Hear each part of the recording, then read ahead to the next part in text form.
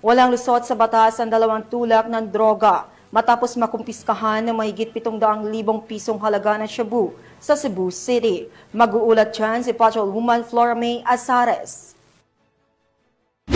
Nasagot ng mga operatiba ng City Drug Enforcement Unit ng Police Station ang tinatayang 782,000 na halaga ng hinihinalang shabu mula sa 2 tulak sa buy-bust operation sa Sitio Santo Niño noong 11 ng Oktubre ng taong kasalukuyan, bandang 1:42 ng madaling araw.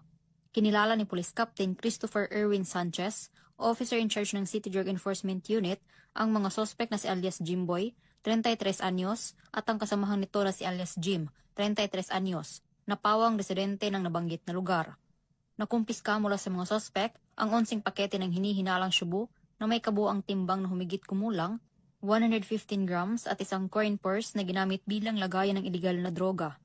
Tinatayang aabot sa 782,000 pesos ang halaga ng nasamsam na shabu batay sa standard drug price.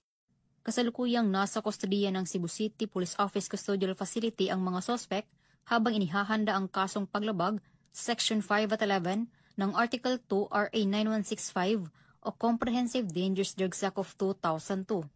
Ang matagumpay na operasyon ng mga kapulisan ng Cebu City ay patunay lamang ng kanilang dedikasyon upang matiyak ang kaligtasan at kaayusan ng ating komunidad para sa isang bagong Pilipinas. Mula dito sa Cebu City, ako ay inyong Police News Network Correspondent, Patrolwoman Flora May Azares, alagad ng batas, tagataguyod ng Balitang Pulis.